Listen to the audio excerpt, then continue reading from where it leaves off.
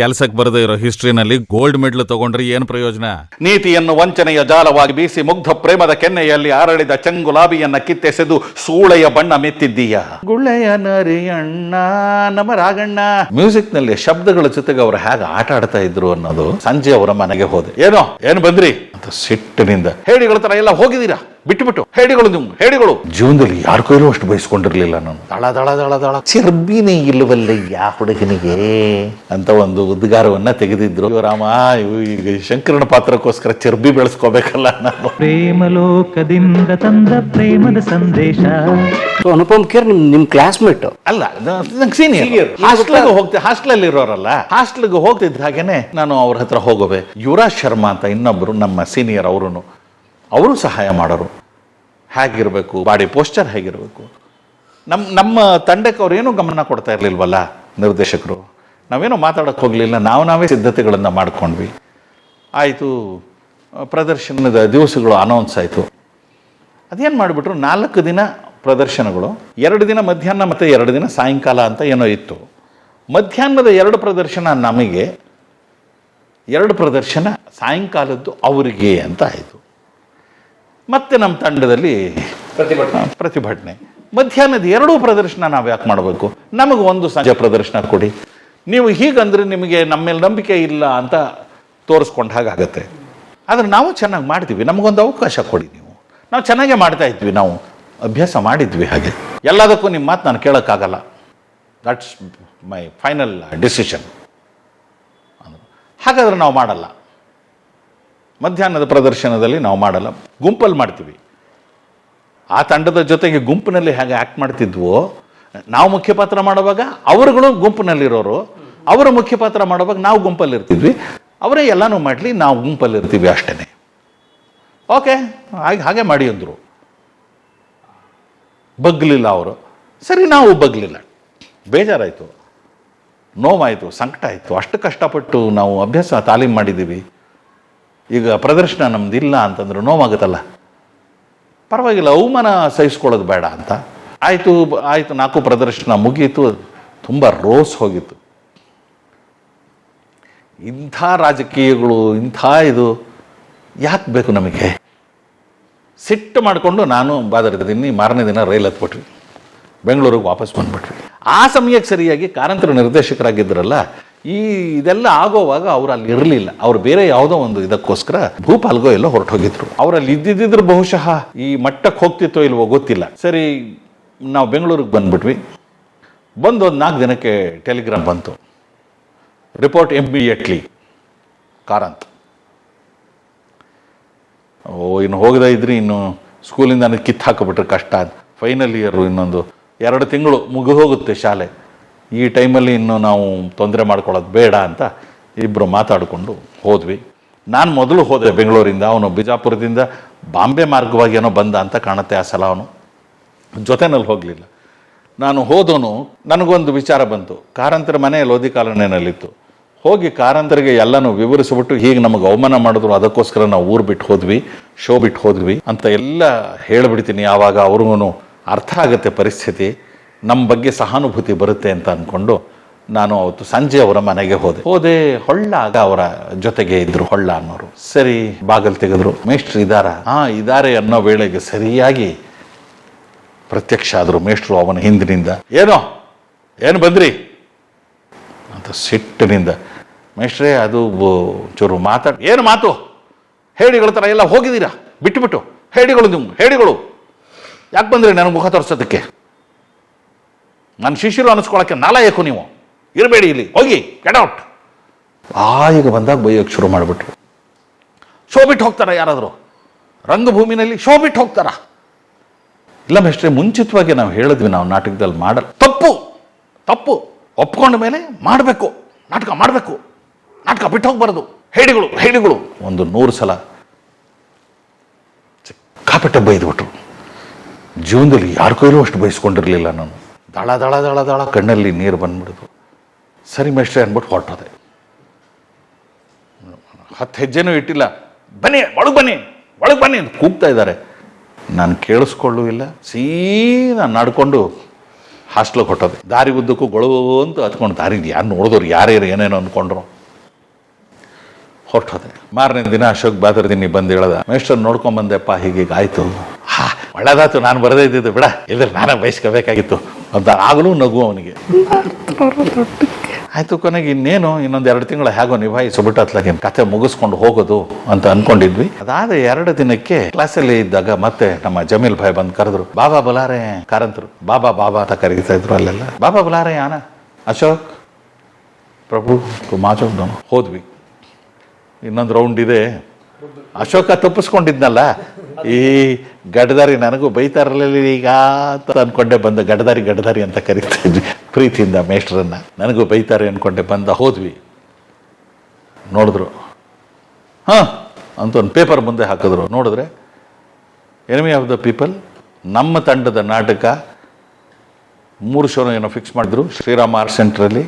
ಬರೇ ನಮ್ಮ ತಂಡದ್ದು ಮಾತ್ರ ಶೋ ಫಿಕ್ಸ್ ಮಾಡಿದ್ದಾರೆ ಸಾಯಂಕಾಲ. ಮೇಷ್ಟ್ರೇ ಏನೋ ಮಾಡ್ತೀರಾ ಅಥವಾ ಈಗಲೂ ಹೆದರ್ಕೊಂಡು ಹೊರಟಾಗ್ತೀರಾ, ಹೇಳಿಕೊಳ್ತೀರಾ, ಮಾಡ್ತೀರಾ ಇಲ್ವಾ? ಮೇಷ್ಟ್ರೆ ಮಾಡ್ತೀವಿ. ಹಾಂ, ಅನೌನ್ಸ್ ಮಾಡ್ಲಾ? ಕೈ ಕೊಡಬಾರ್ದು, ಆಮೇಲೆ ಕೈ ಕೊಡಬಾರ್ದು, ಅವಮಾನ ಆಗುತ್ತೆ. ಇಲ್ಲ ಮೇಷ್ಟ್ರೆ ಮಾಡ್ತೀವಿ. ಅನೌನ್ಸ್ ಮಾಡಿದ್ರು. ನಮ್ಮ ತಂಡದ ಮಾತ್ರ 3 ಪ್ರದರ್ಶನ, ಅದೇ ಸ್ಟೇಜು. ಮಿಕ್ದವರೆಲ್ಲ ಗುಂಪು, ಎಲ್ಲರೂ ಗುಂಪು. ಸರಿ, ಅನೌನ್ಸ್ಮೆಂಟ್ ಹೋಯ್ತು. ನಾವು ನಮ್ಮ ಪಾಡಿಗೆ ನಾವು ರಿಹರ್ಸಲ್ ಶುರು ಮಾಡ್ಕೊಂಡ್ವಿ, ಟ್ರೈನಿಂಗು. 16 ಪೇಜಿನ ಭಾಷಣ ಅದರಲ್ಲಿ ನಂದು. ಡಾಕ್ಟರ್ ಸ್ಟಾಕ್ಮನ್ದು 5 ಅಂಕಗಳ ನಾಟಕ ಅದು, ಎನಿಮಿ ಆಫ್ ದ ಪೀಪಲ್ ಅನ್ನೋದು. ಮೊದಲಿಂದ ಕೊನೆಯವರೆಗೂ ಆ ಡಾಕ್ಟ್ರೇ ಇರ್ತಾನೆ. ಡಾಕ್ಟರ್ ಪಾತ್ರ ಬರುತ್ತೆ. ಅವನ ಪ್ರೊಟಾಗನಿಸ್ಟ್. ಹಾಂ, ಅವನೇ ಪ್ರೊಟಾಗನಿಸ್ಟು. ಅಣ್ಣ ತಮ್ಮಂದಿರ ನಡುವಿನ ಒಂದು ಸಂಘರ್ಷ ಅದು. ಅವನು ಮೇಯರು ತಮ್ಮ, ಇವರು ಡಾಕ್ಟ್ರು. ಅದೊಂದು ಬಹಳ ಸಂಕೀರ್ಣವಾದಂಥ ಕಥಾ ಪ್ರಸಂಗ. ಒಂದು 16 ಪೇಜಿನ ಭಾಷಣ 4ನೇ ಅಂಕದಲ್ಲಿ ಆಗತ್ತೆ. ಹಿಂದಿಯಲ್ಲಿ ಮಾತಾಡಬೇಕು. ಪೂರ್ತಿ ನಾನು ಸಿದ್ಧತೆ ಮಾಡ್ಕೊಂಡಿದ್ದೆ. ಉರು ಹೊಡೆಯೋದು ನನಗೆ ಚಿಕ್ಕ ವಯಸ್ಸಿಂದ ರೂಢಿಯಾಗಿತ್ತಲ್ಲ. ಇಂಗ್ಲೀಷು ಚಿಕ್ಕ ವಯಸ್ಸಿಂದ ಇಂಗ್ಲೀಷ್ ಪಾಠಗಳನ್ನು ಹೊಡೆದು ರೂಢಿಯಾಗಿತ್ತು. ಇದು ಹಿಂದಿ ಆಯಿತು. ಸರಿ, ನಮ್ಮ ಸ್ನೇಹಿತರ ಸಹಕಾರ ಬೇರೆ ಇತ್ತು. ಪ್ರದರ್ಶನದ ದಿವಸ ಹತ್ತಿರಕ್ಕೆ ಬಂತು. ಮೊದಲನೇ ಪ್ರದರ್ಶನ ಹೋದ್ವಿ. ಸಾಕಷ್ಟು ಜನ ಬಂದಿದ್ದರು, ಆಲ್ಮೋಸ್ಟ್ ಹೌಸ್ಫುಲ್. ನಮ್ಮ ನಿರ್ದೇಶಕರು ಬರಲಿಲ್ಲ ಆ ಶೋಗೆ. ಶೋ ತುಂಬ ಚೆನ್ನಾಗಾಯಿತು ಅಂತ ವರ್ತಮಾನ ಹೋಗಿದೆ. ಮಾರನೇ ದಿನ ನಮಗೆ ಹೆಚ್ಚು ಉತ್ಸಾಹ. ನೋಡಿದ್ರೆ ಕಿಕ್ಕಿರಿದು ಬಿಟ್ಟಿದೆ. ಅವತ್ತು ಶ್ರೀರಾಮ ಸೆಂಟ್ರ್ ಕೆಳಗಡೆ ಬೇಸ್ಮೆಂಟ್ ಥಿಯೇಟ್ರು ಕಿಕ್ಕಿರಿದು ಬಿಟ್ಟಿದೆ. ಸರಿ, ನಮ್ಮ ಕಾರಂತರು ಬಂದಿದ್ದಾರೆ. ಫ್ರಿಟ್ಸ್ ಬೆನಿವಿಟ್ಸ್ ಅವರು ನಾಟಕ ಮಾಡಿಸೋದಕ್ಕೆ ಅಂತ ಜರ್ಮನಿಯಿಂದ ಬಂದಿದ್ದರು. ಅವರು ನಾಟಕ ನೋಡೋದಕ್ಕೆ ಬಂದಿದ್ದಾರೆ. ಅವತ್ತು ಬೇರೆ ಇನ್ನೊಂದು ನಾಟಕ ಮಾಡ್ಸೋಕೆ ಅವರು ಬಂದಿದ್ದು. ಅವರು ಬಂದಿದ್ದಾರೆ ನಾಟಕ ನೋಡೋದಕ್ಕೆ. ನಮ್ಮ ಡೈರೆಕ್ಟರ್ ಸಾಹೇಬರು ಬಂದವರೇನೆ ಲೈಟಿಂಗ್ ಅಂತ ಭಾಳ ಉತ್ಸಾಹದಿಂದ ಎಲ್ಲ ಸರಿಪಟ್ಟು. ಹಿಂದಿನ ದಿನ ನಾಟಕ ಚೆನ್ನಾಗಿ ಬಂದಿದೆ ಅಂತ ವರ್ತಮಾನ ಹೋಗಿದೆ. ಬಂದು ಏನು ಅವರ ಇನ್ವಾಲ್ವ್ಮೆಂಟು, ಆ ಮಗಳ ಈಗ ಬಂದೇನೆ ಅಂತ ಇವೇನು ನಮ್ಮ ಅಶೋಕ ಒಂದು ತಮಾಷೆ ಧ್ವನಿನಲ್ಲಿ ಅವನು. ಅವತ್ತಂತೂ ಬಹಳ ಅದ್ಭುತವಾಗಿ ಶೋ ಬಂತು. ಆ ಶೋ ಸಂದರ್ಭದಲ್ಲಿ ಆಗಿದ್ದನ್ನ ಒಂದು ಸಣ್ಣ ಇನ್ಸಿಡೆಂಟ್ ಅದು. ಆ ಇನ್ವಾಲ್ವ್ಮೆಂಟ್ ಅಂದರೆ ಏನು ಅನ್ನೋದು ನನಗೆ ಅರ್ಥ ಆಗಿದ್ದು ಆ ಶೋನಲ್ಲಿ. ನಾಟಕದಲ್ಲಿ ಒಬ್ಬ ನಟ ಅನುಭವಿಸುವಂಥ ತಲ್ಲೀನತೆ, ತಾದಾತ್ಮ್ಯ ಅನ್ನೋದೇನಿದೆ, ಅದು ನನಗೆ ಸಂಪೂರ್ಣವಾಗಿ ಅನುಭವಕ್ಕೆ ಬಂದಿದ್ದು ಆಗ. ಸರಿ, ನಾಟಕ ಆಗ್ತಾಯಿದೆ. 3ನೇ ಅಂಕದ ಕೊನೆಗೆ ಏನಾಗೋಯ್ತು, ಕರೆಂಟ್ ಹೊಟ್ಟೋಯ್ತು. ಇದ್ದಕ್ಕಿದ್ದ ಹಾಗೆ ಎಲ್ಲ ಲೈಟ್ಗಳು ಸ್ವಿಚ್ ಆಫ್ ಆಗಿಬಿಟ್ವು. ಏನು ಮಾಡೋದು ಅಂತ ನಮಗೆ ಗೊಂದಲ. ಇಲ್ಲಿದ್ದೀವಿ ನಾವು.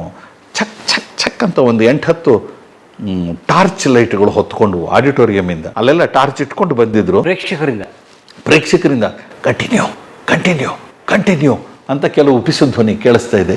ಮುಂದುವರಿಸಿದ್ವಿ ಆ ಟಾರ್ಚ್ ಲೈಟ್ಗಳ ಬೆಳಕಿನಲ್ಲೇ. ಅದಾದಮೇಲೆ ಮಧ್ಯಂತರದಲ್ಲಿ ನಾವು ಇದ್ದಾಗ ಏನು ಮಾಡೋದು ಅಂತ ಒಂದು 20 ನಿಮಿಷ ವೆಯ್ಟ್ ಮಾಡಿದ್ವಿ. ಒಬ್ಬ ನರಪಿಳ್ಳೆ ಆಚೆಗೆ ಹೋಗಿಲ್ಲ. ನಾಟಕ ಅಷ್ಟು ಅದ್ಭುತವಾಗಿ ಬರ್ತಿತ್ತು ಅವತ್ತು. ಒಂದು ನರಪಿಳ್ಳೆ ಆಚೆಗೆ ಹೋಗಿಲ್ಲ. ಕೊನೆಗೆ ಇನ್ನು ಕರೆಂಟ್ ಬರೋದು ತಡ ಆಗುತ್ತೆ ಅನ್ನಿಸ್ತು. ಎಮರ್ಜೆನ್ಸಿ ಲೈಟ್ಸನ್ನು ತಂದರು ಶಾಲೆಯಿಂದ. ತಂದು ಅದನ್ನು ಇಟ್ಕೊಂಡು ಅದರಲ್ಲೇ ಮುಂದುವರಿಸ್ಬಿಡಿ ಅಂದರು. ಆಯಿತು. ಆ 16 ಪುಟದ ಭಾಷಣದ ದೃಶ್ಯ ಅದು ಆಯಿತು. 5ನೇ ಅಂಕದ ಕೊನೆಗೆ ಏನಾಗುತ್ತೆ, ಮಗಳಿಗೆ ಹೇಳ್ತೀನಿ, ನಿರಾಶಲಾಗೋದು ಬೇಡ. ಆಯಿತು, ಜನ ನಮ್ಮನ್ನು ವಿರೋಧಿಸ್ತಾ ಇದ್ದಾರೆ, ಮಾಡ್ತಿದ್ದಾರೆ, ಸರಿ ಒಪ್ಕೊಳ್ಳೋಣ. ಆದರೆ ಒಂದಲ್ಲ ಒಂದು ದಿನ ಸತ್ಯಕ್ಕೆ ಜಯ ಸಿಗುತ್ತೆ, ಹೊಸ ಸೂರ್ಯ ಮೂಡ್ತಾನೆ, ಬೆಳಕು ಕೊಡ್ತಾನೆ ಅಂತ ಹೇಳಿ ಆ ದಿಕ್ಕಿಗೆ ತಿರುಗುತ್ತೇನೆ. ಅಲ್ಲಿಂದ ಒಂದು ಅರುಣೋದಯದ ತರಹದ ಒಂದು ಬೆಳಕಿನ ವ್ಯವಸ್ಥೆ ಅದು. ಆ ಕಿರಣಗಳು ನನ್ನ ಮುಖದ ಮೇಲೆ ಬೀಳುತ್ತವೆ ಅನ್ನೋ ಥರದ್ದು ಆಯಿತು. ಬಂದು ಹೊಸ ಸೂರ್ಯ ಮೂಡ್ತಾನೆ, ಬೆಳಕಿನ ಕಿರಣಗಳು ಮೂಡುತ್ತವೆ ಅಂತ ಹೇಳ್ತಾ ಇದ್ದೀನಿ. ನೋಡಿದ್ರೆ ಆ ದೀಪ ಉರಿತಾ ಇದೆ, ನನ್ನ ಮುಖದ ಮೇಲೆ ಬೆಳಕಿದೆ. ಅಂದರೆ ಯಾವಾಗಲೂ ವಿದ್ಯುತ್ ಶಕ್ತಿ ಬಂದಿದೆ. ಯಾವಾಗ ಬಂತು ನನಗೆ ಗೊತ್ತಾಗಿಲ್ಲ. ಯಾವಾಗಲೂ ಬಂದು ಲೈಟ್ಸ್ ಎಲ್ಲ ಆನ್ ಆಗಿಬಿಟ್ಟಿದೆ. ನಾಟಕದ ಮಧ್ಯದಲ್ಲಿ ಆ 4ನೇ ಅಂಕ ಅದೆಲ್ಲ ಆಗೋವಾಗಲೇ ಯಾವಾಗ ಬಂದಿದೆ ಅಂತ ನನಗೆ ಗೊತ್ತಿಲ್ಲ. ಈ ಲೈಟ್ ಉರಿತಿರೋದನ್ನ ಅರೆ ಕರೆಂಟ್ ಹೋಗಿತ್ತಲ್ವ ಆಗಲೇ, ಇದು ಯಾವಾಗ ಬಂತು ಒಂಥರ ಅಯೋಮಯ. ಅದಾದ 2 ಮಾತಿಗೆ ಬ್ಲ್ಯಾಕ್ಔಟ್, ನಾಟಕ ಮುಗಿಯುತ್ತೆ. ಮುಗಿದ ಮೇಲೆ ನನಗೆ 15 ನಿಮಿಷ ನನಗೇನು ಮಾತಾಡೋದಕ್ಕಾಗ್ತಾ ಇಲ್ಲ.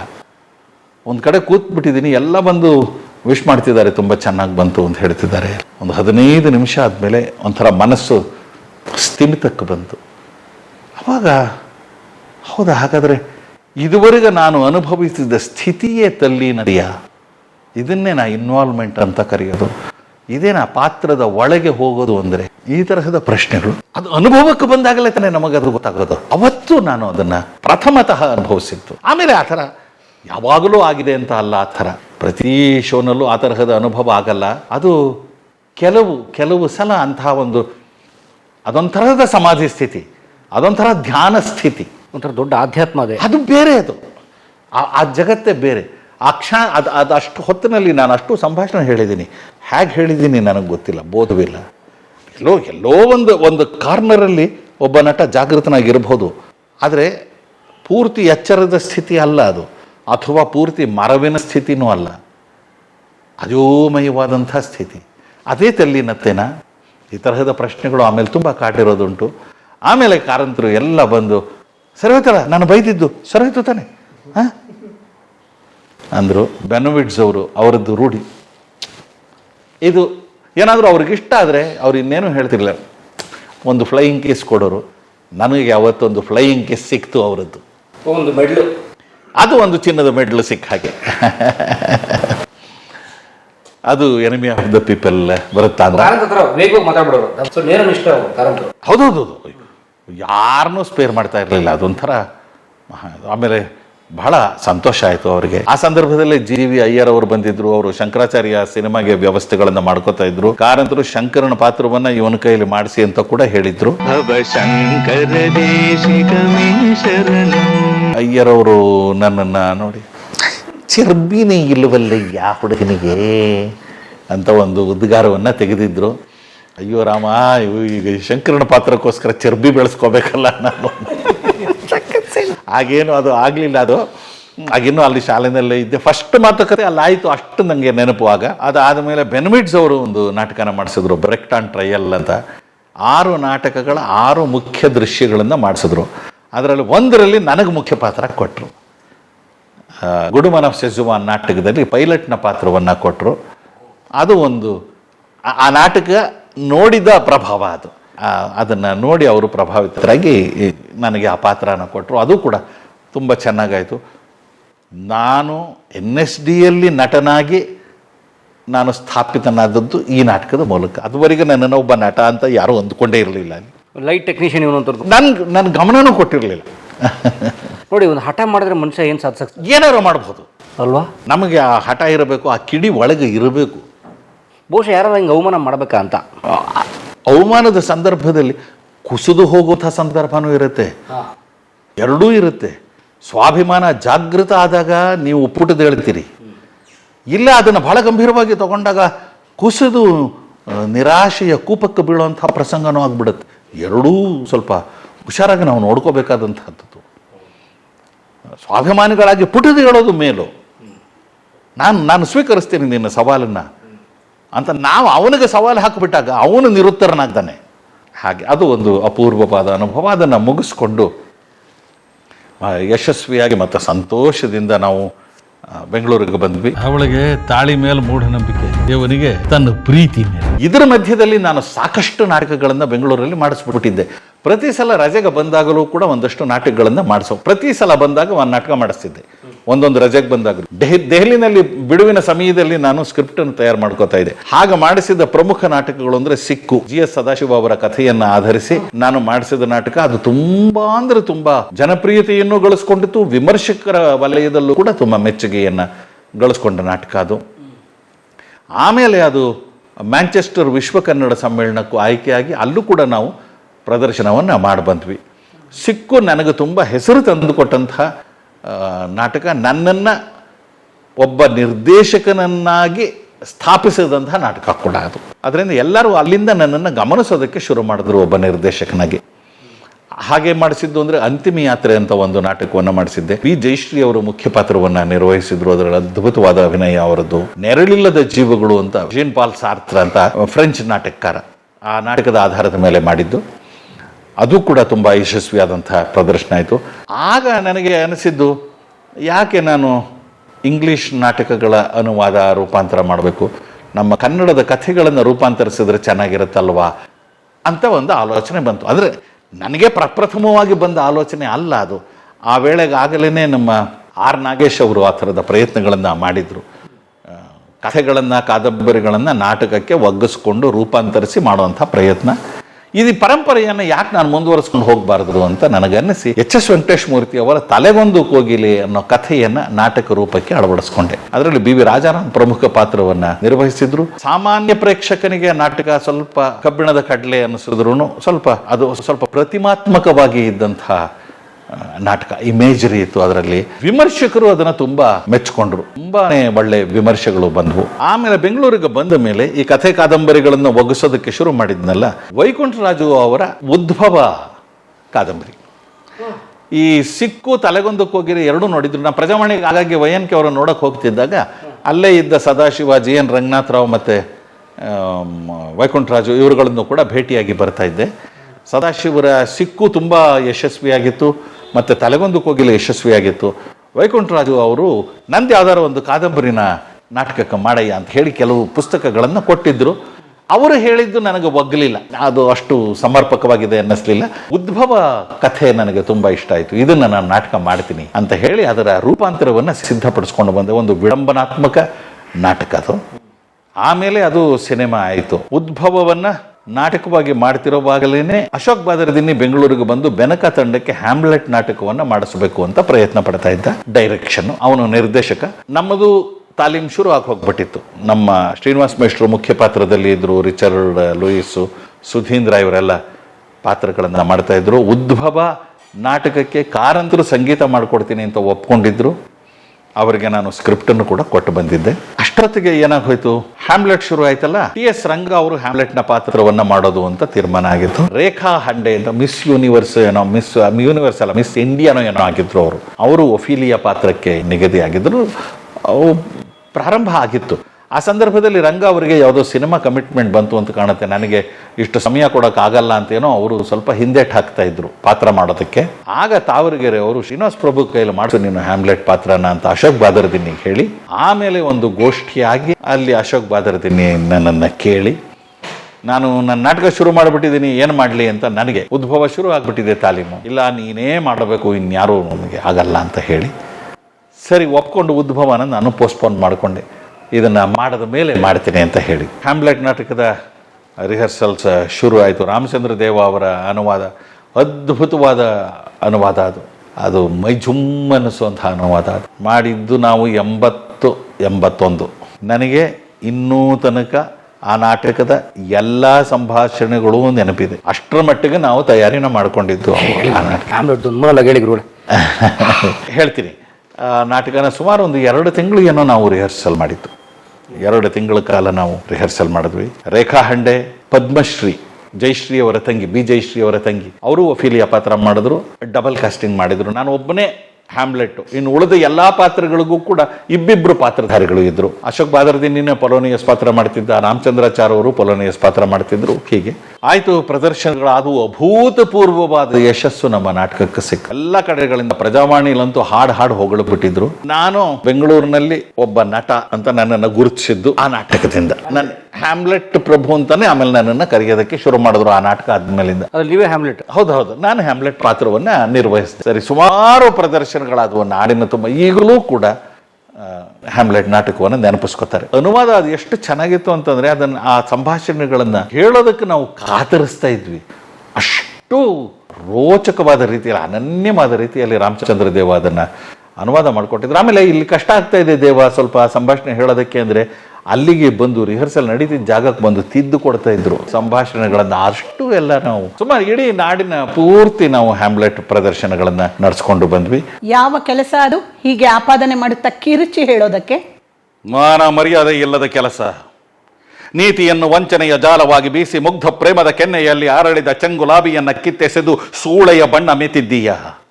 ಮದುವೆಯ ಪವಿತ್ರ ಪ್ರಮಾಣಗಳನ್ನು ಜೂಜುಗಾರನ ಪ್ರತಿಜ್ಞೆಯಂತೆ ಹಾಳುಗೆಡವಿದ್ದೀಯ.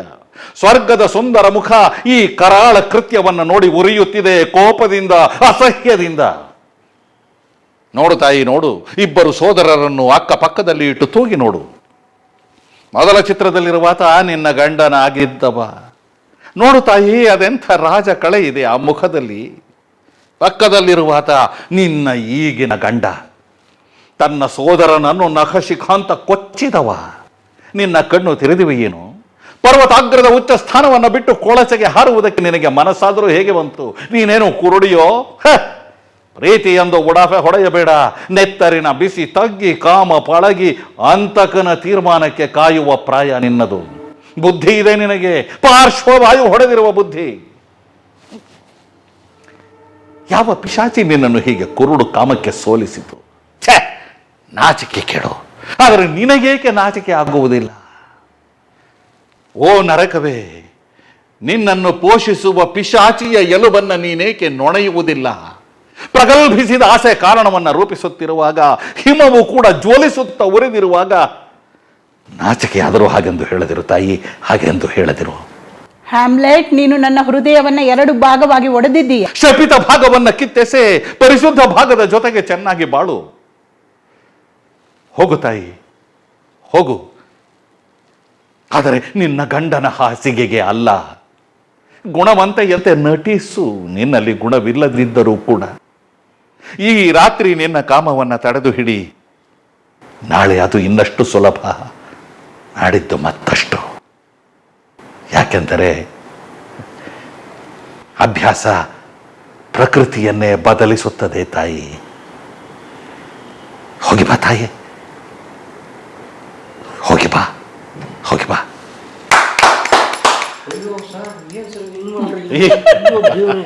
40 ವರ್ಷದ ಹಿಂದಿಂದು ಹೆಂಗ ಹೇಳ್ತಾರೆ ನೋಡಿ. ಅಯ್ಯೋ ದೇವ, ಈಗ ನಡೀತಿರೋ ನಾಟಕದಲ್ಲ ಇದು. 40 ವರ್ಷದಿಂದ ಒಂದು ಅಕ್ಷರ ಮರ್ತಿರ ಎಲ್ಲ ಪೂರ್ತಿ ನಾಟಕ ನನಗೆ ಕೈ ಬೇರೆಯವರೆಲ್ಲ ಬರೋದು ನನಗೆ. ಆದರೆ ಇದು ಬಹಳ ಪವರ್ಫುಲ್. ಅದರಿಂದ ನಾನು ಸಾಮಾನ್ಯ ಇದನ್ನು ಹೇಳಕ್ಕೆ ಇಷ್ಟಪಡ್ತೀನಿ. ಇದೊಂಥರ ಹೆಚ್ಚು ಡ್ರಾಮ್ಯಾಟಿಕ್ ಅದ್ದು. Thank you sir. ನೀವೇನು ಕಡಿಮೆ ನಟಿ ಅಲ್ಲ. ಅಮ್ಮ ಮಾಡಿದಾಳೆ ಅವಳು, ನನ್ನ ನಾಟಕಗಳಲ್ಲೇ ಮಾಡಿದಾಳೆ. ನನ್ನ ಪರಮೇಶಿ ಪ್ರೇಮ ಪ್ರಸಂಗದಲ್ಲಿ ಅವರೇ ಹೀರೋ, ಜೋಡಿ ಅವಳೇ ಮಾಡಿದಾಳೆ. 1-2 ಸಿನಿಮಾಲು ಮಾಡಿದಾಳೆ ಹಿಂದೆ. ಆದರೆ ಅದು ಕಾಲೇಜಲ್ಲಿ ಇದ್ದಿದ್ದರಿಂದ ಈ ಕಡೆ ಹೆಚ್ಚು ಗಮನ ಕೊಡೋಕ್ಕಾಗಲಿಲ್ಲ. ಬಹುಶಃ ಅವ್ರು ಕೂಡ ಅವ್ರು ತಗೊಂಡಿದ್ರೆ ಒಳ್ಳೆ ನಟಿ ಆಗ್ಬಿಟ್ರು. ಅವಾಗಿಬ್ರು ಫುಲ್ ಅವಳು ಕಾಲೇಜಲ್ಲಿ ಇದ್ದಾಳೆ ಅನ್ನೋ ಧೈರ್ಯದ ಮೇಲೆ ನಾನು ಕೆಲಸ ಬಿಟ್ಟೆ, ದೂರದರ್ಶನ ಬಿಟ್ಟಾಗ. ಓಹೋ, ನೀವು ಭಾಳ ಧನ್ಯವಾದ ಹೇಳ್ತಿರ್ಬೇಕು. ಮತ್ತೆ ಅಯ್ಯೋ, ಇಲ್ಲಿದ್ರೆ ಏನೋ ಒಂದು ಸೆಕ್ಯೂರಿಟಿ ಬೇಕಲ್ಲ. ಇಬ್ಬರು ಮಕ್ಕಳನ್ನು ಮಾಡ್ಕೊಂಡು ನಾನು ಕೆಲಸ ಬಿಡ್ತೀನಿ ಅಂತ ಯಾರು ಗೊತ್ತಾಗಲ್ಲ. ಮತ್ತೆ ನಿಮ್ಮ ಕಣ್ಣು ನಿಮ್ಮ ಆಸ್ತಿ ಸರ್. ಈ ಸಂದರ್ಶನ ಕೊಡ್ತಾ ಇದ್ದ ಶ್ರೀನಿವಾಸ್ ಪ್ರಭು ಬೇರೆ, ಇವು ಹ್ಯಾಮ್ಲೆಟ್ ಆಗ್ಬಿಟ್ರಿ, ನಮ್ಗೆ ಭಯ ಆಗ್ಬಿಡ್ತಂಗೆ. ಬೇಕು ಏನು ಹೊತ್ತು ಅವಾಗ ಬಿಸಿ ಬಿಸಿ ಇದ್ದಾಗ ಜಸ್ಟ್ ಪಾಸ್ ಬೆಂಕಿಲಿ ಬಿಡಿ. ಅವಾಗ ಬಾದರ್ದಿನಿ ಡೈರೆಕ್ಷನ್ ಮಾಡಿ ಬಾದರ್ದಿನಿ ಡೈರೆಕ್ಷನ್ ಹ್ಯಾಮ್ಲೆಟ್. ಆದ್ರೆ ನೋಡಿ, ನನಗೆ ಆಶ್ಚರ್ಯ ಆಗಿದ್ದು, ಅಶೋಕ್ ಬಾದರ್ದಿನಿ ಹಾಸ್ಯ ನಟ ಅಂತ ನಮಗೆ ಗೊತ್ತು. ಎಂತ ಅದ್ಭುತವಾದ ನಾಟಕ ಡೈರೆಕ್ಷನ್. ತುಂಬಾ ತುಗ್ಲಕ್ ಮಾಡಿಸಿದಾನ ಅವನು, ತುಗ್ಲಕ್ ಮಾಡಿಸಿದಾನೆ. ಸೊ ಹಾಸ್ಯ ನಟ ತುಂಬಾ ಅದ್ಭುತವಾದ ಬಹಳ ಬಹಳ ಕೆಲಸ ಮಾಡಿದಾನೆ ಅವನು. ಕರಿತಾ ಇದ್ದಾನೆ ನಿನ್ನ ಗಂಡ ಕಂಬು. ಬಾರೆ ನಂಬು. ಇದಾದ್ಮೇಲೆ ಉದ್ಭವ ನಾಟಕ ಶುರು ಮಾಡಿಸಿದೆ. ನಮ್ಮ ವ್ಯಾಸರಾವ್ MN ವ್ಯಾಸರಾವ್ 3 ಹಾಡುಗಳನ್ನ ಬರ್ಕೊಟ್ಟಿದ್ದ. ತುಂಬಾ ಆತ್ಮೀಯ ಗೆಳೆಯ ನನಗೆ. 3-4 ಹಾಡುಗಳನ್ನ ಬರ್ಕೊಟ್ಟಿದ್ದ ಉದ್ಭವಕ್ಕೋಸ್ಕರನೇ. ಅದು ಒಂದು ರೀತಿಯಲ್ಲಿ ನಾನು ಬ್ರೆಕ್ಸ್ಟಿಯನ್ ಸ್ಟೈಲಲ್ಲಿ ಆ ನಾಟಕವನ್ನ ಮಾಡಿಸಿದ್ದು. ನಿರೂಪಕರು ಬರ್ತಾರೆ, ಒಂಥರ ಎಪಿಸಾಡಿಕ್ ಸ್ಟ್ರಕ್ಚರ್, ಪ್ರಕರಣಗಳು ಅಂತಾನೆ ವಿಭಾಗ ಮಾಡಿಕೊಂಡು ಒಂದೊಂದು ಪ್ರಕರಣ ಒಂದೊಂದು ಇದರಲ್ಲಿ ಮುಂದುವರಿತಾ ಹೋಗುತ್ತೆ. ಆಯಿತು, ನಾಟಕ ತುಂಬ ಚೆನ್ನಾಗಿ ಬರ್ತಾ ಇದೆ, ರಿಹರ್ಸಲ್ಸ್ ಎಲ್ಲ ಆಗ್ತಿದೆ. ಇನ್ನೇನು ನಾಡಿದ್ದು ಪ್ರದರ್ಶನ. ಕಾರಂತರು ಮ್ಯೂಸಿಕ್ ಕಳಿಸ್ತೀನಿ ಅಂತ ಹೇಳಿದ್ರು, ಕಳಿಸ್ತಿರ್ಲಿಲ್ಲ.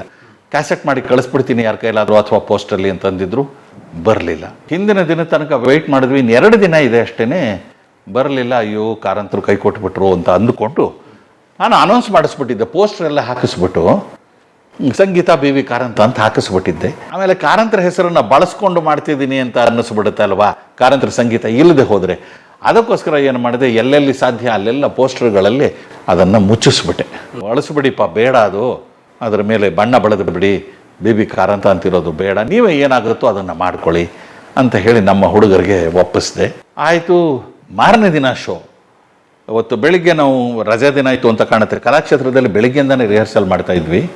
ರಿಹರ್ಸಲ್ ಮಾಡ್ತಿದ್ದಾಗ ಸುಂದರ್ ರಾಜು, ನಮ್ಮ ಸುಂದರ, ಫೋನ್ ಮಾಡಿದ ಕಲಾಕ್ಷೇತ್ರಕ್ಕೆ, ಪ್ರಭು ಮೇಷ್ಟ್ರು ಬಂದಿದ್ದಾರೆ, ಈ ತಕ್ಷಣ ಮನೆಗೆ ಹೋಗ್ಬೇಕಂತೆ. ಮೇಷ್ಟ್ರು ದಿಲ್ಲಿಂದ ಬಂದಿದ್ದಾರೆ, ಶಾಲೆಯಿಂದ. ಜಯನಗರದಲ್ಲಿ ನಂದ್ರಾ ಥಿಯೇಟರ್ ಹತ್ರ ಅವ್ರ ಮನೆ ಇತ್ತು. ತಕ್ಷಣ ಅಲ್ಲಿಂದ ನಾನು ರಿಚರ್ಡ್ ಸ್ಕೂಟರ್ನಲ್ಲಿ ಹೋದ್ವಿ. ನೋಡಿದ್ರು ಮೇಷ್ಟ್ರು ಆಗಲೇ ಬಂದು ಹಾರ್ಮೋನಿಯಂ ಇಟ್ಕೊಂಡು ಕೂತ್ಬಿಟ್ಟಿದ್ದಾರೆ. ಅವ್ರ ಹಾರ್ಮೋನಿಯಂ ಮೇಲೆ ನನ್ನ ಉದ್ಭವ ಸ್ಕ್ರಿಪ್ಟ್ ಇದೆ. ಮೇಷ್ಟ್ರೇ, ನೋಡಿ ನಿಮ್ಮ ಮ್ಯೂಸಿಕ್ ಮಾಡಬೇಕಲ್ಲ, ಅದು ಹಾಡುಗಳು ಏನು ಇದು, ಮೊದಲನೇ ಹಾಡಿದು, ಗುಳ್ಳೆ ಏನೋ ಹಾರ್ಮೋನಿಯಂ, ಗುಳ್ಳೆಯ ನರಿಯಣ್ಣ ನಮ್ಮ ರಾಗಣ್ಣ, ಶುರು ಪಡ ಪಡ ಪಡ ಪಡ. ಸರಿನಾ ಸರಿನಾ ಸರಿ ಇದು ಮಿಸ್ಟರ್, ಸರಿ ಇದು ಹೇಳಿ, ಕೋರಸ್ ಹೇಳಿ. ನಾವು ಹೇಳ್ತಾ ಹೋದ್ವಿ. ಆಯ್ತು, ಸರಿ, ಇದು ಓಕೆನಾ, ರೆಕಾರ್ಡ್ ಮಾಡ್ಕೊಂಡ. ಇನ್ನೊಂದ್ಸಲ ಹಾಡಿದ್ರು. ಅಲ್ಲೇ ಒಂದು ಟೇಪ್ ರೆಕಾರ್ಡರ್ ಇತ್ತು, ಸುಂದರ ರೆಕಾರ್ಡ್ ಮಾಡ್ಕೊಂಡ. ನಾಗಾಭರಣ ಕೂಡ ಬಂದು ಕೂತಿದ್ದ ಆ ಟೈಮ್ಗೆ. ಮೇಷ್ಟ್ರು ಪಟ್ಟಿ ಶಿಷ್ಯರ್ತಾನೆ ಎಲ್ಲ. ನೆಕ್ಸ್ಟ್, ಇದೇ ನಮ್ಮ ಜನ್ಮಭೂಮಿ, ನೀವೇ ನಮ್ಮ ದಾತರು, ಎಲೆಕ್ಷನ್ ಸಾಂಗ್ ಅಂತ ಒಂದು ಬರುತ್ತೆ, ಅದು ಆಯಿತು. ಒಂದು 5 ನಿಮಿಷಕ್ಕೆ ಅದು ಸರಿ. ಆಮೇಲೆ ಉದ್ಭವ ಮೂರ್ತಿ ಗಣಪತಿ ಉದ್ಭವಿಸಿ ಬರುತ್ತಾನೆ. ಅದು ಮಾಡುವಾಗ ಅದು ಏನು ಗ್ರೇಟ್ ಅಂದರೆ, ನಮ್ಮ ಸ್ವಾಮಿ ಕಣ್ಣಿಲ್ಲದವರಿಗೆ ಕಣ್ಣಾಗಿ ನಿಂತಾನೋ, ಕಿವಿ ಇಲ್ಲದವರಿಗೆ ಕಿವಿಯಾಗಿ ನಿಂತಾನೋ, ನಮ್ಮ ಸ್ವಾಮಿ ಉದ್ಭವಿಸಿ ಬರುತ್ತಾನೆ ಅಂತ. ಅದು ಹೇಗೆ ಹೇಳಬೇಕು ಗೊತ್ತಾ, ಕಾರಂತರದ್ದು ಸ್ಟೈಲ್. ಹೇಗೆ ಹೇಳಬೇಕು ಗೊತ್ತಾ, ನಮ್ಮ ಸ್ವಾಮಿ ಉದ್ಭವಿಸಿ ಬರುತ್ತಾನೋ ಅಲ್ಲ, ನಮ್ಮ ಸ್ವಾಮಿ ಉದ್ಭವಿಸಿ ಬರುತ್ತಾನೋ. ಉದ್ಭವ ಆಗಬೇಕು, ನಿಮ್ಮ ಶಬ್ದನೂ ಉದ್ಭವ ಆಗಬೇಕು. ಅದು ಕಾರಂತರ ಜೀನಿಯಸ್ ಅನ್ನೋದು. ಅದು ಶಬ್ದಗಳನ್ನು ಹೇಗೆ ಅವರು ಬಳಸ್ಕೋತಾರೆ ಅನ್ನೋದು. ಆ ಉದ್ಭವ ಅನ್ನೋದು ಉದ್ಭವಿಸಿ ಬರುತ್ತಾನೋ, ಆ ಶಬ್ದವನ್ನು ಉಚ್ಚಾರ ಮಾಡೋ ರೀತಿಯಲ್ಲಿ ಆ ಕ್ರಿಯೆ ನಿಮ್ಮ ಅನುಭವಕ್ಕೆ ಬರಬೇಕು ಅಂತ. ಅದು ಕಾರಂತರ ಹೆಚ್ಚುಗಾರಿಕೆ. ಮ್ಯೂಸಿಕ್ನಲ್ಲಿ ಶಬ್ದಗಳ ಜೊತೆಗೆ ಅವರು ಹೇಗೆ ಆಟ ಆಡ್ತಾ ಇದ್ರು ಅನ್ನೋದು ಅದ್ಭುತ. ಅಲ್ಲ, ನೀವು ಶಿಷ್ಯ ಅವ್ರಿಗೆ ಒಪ್ಕೊಂಡ್ಬಿಟ್ರು ಬಂದು ಮ್ಯೂಸಿಕ್ ಮಾಡೋಕ್ಕೆ? ಅವ್ರಿಗೆ ಅವೆಲ್ಲ ಯಾವುದೂ ಇಲ್ಲ. ಆ ಥರದ ನನಗೆ ನನ್ನ ನಾಟಕಕ್ಕೆ ಮ್ಯೂಸಿಕ್ ಮಾಡಿಕೊಡೋದಕ್ಕೋಸ್ಕರ ಅಕಾಡೆಮಿಯಲ್ಲಿ ಯಾವುದೋ ಮೀಟಿಂಗ್ ಹಾಕಿಸ್ಕೊಂಡು ಆ ಸಂಬಂಧವಾಗಿ ಬಂದಿದ್ದಾರೆ ಅವರು. ಆ ಸಂಬಂಧವಾಗಿ ದೆಹಲಿಯಿಂದ ಬಂದಿದ್ದಾರೆ ಇದಕ್ಕೋಸ್ಕರ. ಅದು ಅವರ ಕಮಿಟ್ಮೆಂಟು, ಬದ್ಧತೆ. ಏನೋ ಕೈಕೊಟ್ಟೆ ಅನ್ಕೊಂಬಿಟ್ರಾ ಅಂತ ಅದು ಬೇರೆ. ಇಲ್ಲ ಮೇಷ್ಟ್ರೆ, ಆಗ ನನಗೆ ನಾಚಿಕೆ ಆಯಿತು. ಯಾಕೆಂದರೆ ಹಿಂದಿನ ದಿನ ನಾನು ಅವರು ಮಾಡಲ್ಲ ಅನ್ನೋ ಒಂದು ಇದನ್ನು ಇಟ್ಕೊಂಡು ಅಳಿಸ್ಬಿಟ್ಟಿದ್ದೆ ಅವ್ರ ಹೆಸರನ್ನು. ಆಗ ನನಗೆ ನಾಚಿಕೆ ಆಯ್ತಾರೆ. ಇಂಥ ಮೇಷ್ಟ್ರನ್ನ ನಾನು ಅಪನಂಬಿಕೆ ದೃಷ್ಟಿಯಿಂದ ನೋಡಿಬಿಟ್ನೆ ಅಂತ ತುಂಬ ಹಳಸ್ಕೊಂಡ್ಬಿಟ್ಟೆ. ಕ್ಷಮೆ ಕೇಳ್ಕೊಂಡೆ. ತಪ್ಪಾಯ್ತು ಮೇಷ್ಟ್ರೆ, ಈ ಥರ ನಾನು ನಂಬಲಿಲ್ಲ ನಿಮ್ಮನ್ನು, ತಪ್ಪಾಗಿದೆ ನನ್ನಿಂದ ಅಂತ. ಆಮೇಲೆ ಮೊದಲನೇ ಶೋಗೆ ನಾಗಾಭರಣ, ಸುಂದರ ಇಬ್ಬರು ಕೋರಸ್ಸಲ್ಲೇ ಕೂತ್ಕೊಂಡು ಹಾಡಿದ್ದಾರೆ ಮೊದಲನೇ ಪ್ರದರ್ಶನದಲ್ಲಿ. ಯಾಕೆಂದರೆ ಯಾರಿಗೂ ಇನ್ನೂ ಹಾಡು ಬರಲ್ವಲ್ಲ ಸರಿಗೆ. ಒಂದೇ ದಿನದ ಇದರಲ್ಲಿ ಸಮಯದಲ್ಲಿ ಕಲ್ತಿದ್ದು. ಆಮೇಲೆ ನಮ್ಮ ಹುಡುಗರು ತಯಾರಾದರು. ಬಹಳ ಅದ್ಭುತವಾದ ರೀತಿಯಲ್ಲಿ ಪ್ರದರ್ಶನಗಳಾಯಿತು. ತುಂಬ ಹೆಸರು ಬಂತು. ಉದ್ಭವ ಮತ್ತು ಹ್ಯಾಮ್ಲೆಟ್. ಆ ಸಂದರ್ಭದಲ್ಲಿ ಇನ್ನು ನನ್ನ ಪೇಪರ್ ಕಟ್ಟಿಂಗ್ಸ್ ಇದೆ ನನ್ನ ಹತ್ರ. ಎಲ್ಲೆಲ್ಲಿ ನಾಟಕೋತ್ಸವ ಆದರೂ ಅಲ್ಲೆಲ್ಲ 2 ನಾಟಕಗಳು, ಉದ್ಭವ ಮತ್ತು ಹ್ಯಾಮ್ಲೆಟ್, ಉದ್ಭವ ಹ್ಯಾಮ್ಲೆಟ್. ನಮಗೆ ಬೇಕು ಅದೆರಡೂ ನಾಟಕ, ನಮಗೆ ಬೇಕು ಅಂತ ಎಲ್ಲ ಕಡೆಯಿಂದ ನಮ್ಮ 2 ನಾಟಕಗಳನ್ನು ಕರೆಸಿದ್ದಾರೆ. ಬೆಳಗಾವಿ ನಾಟಕೋತ್ಸವದಲ್ಲಂತೂ ಹುಚ್ಚದು ಕುಣಿದು ಬಿಟ್ರು ಜನ, ಅಷ್ಟು ಅದ್ಭುತವಾದ ರೆಸ್ಪಾನ್ಸು. ಒಂದು ಪೇಪರ್ನಲ್ಲಂತೂ ಹ್ಯಾಮ್ಲೆಟ್ ಪ್ರದರ್ಶನ ಆದಮೇಲೆ Hamlet minus Prabhu is equal to 0 ಅಂತೆಲ್ಲ ಬರೆದು ಬಿಟ್ಟಿದ್ರು. ಅಷ್ಟರ ಮಟ್ಟಿಗೆ ನಮ್ಮನ್ನು ಮೆರೆಸಿಬಿಟ್ರು. ತುಂಬ ಪ್ರೀತಿಯಿಂದ ನೋಡಿಕೊಂಡ್ರು. ಉದ್ಭವಕ್ಕೂ ತುಂಬ ಒಳ್ಳೆಯ ರೆಸ್ಪಾನ್ಸು. ತುಂಬ ಒಟ್ಟಲ್ಲಿ ಆ ಎರಡೂ ನಾಟಕಗಳು ಆ ಕಾಲದ ಹಿಟ್ ಪ್ರೊಡಕ್ಷನ್ಸು. ಯಾವ 80s? ಹಾಂ, ಅರ್ಲಿ 80s.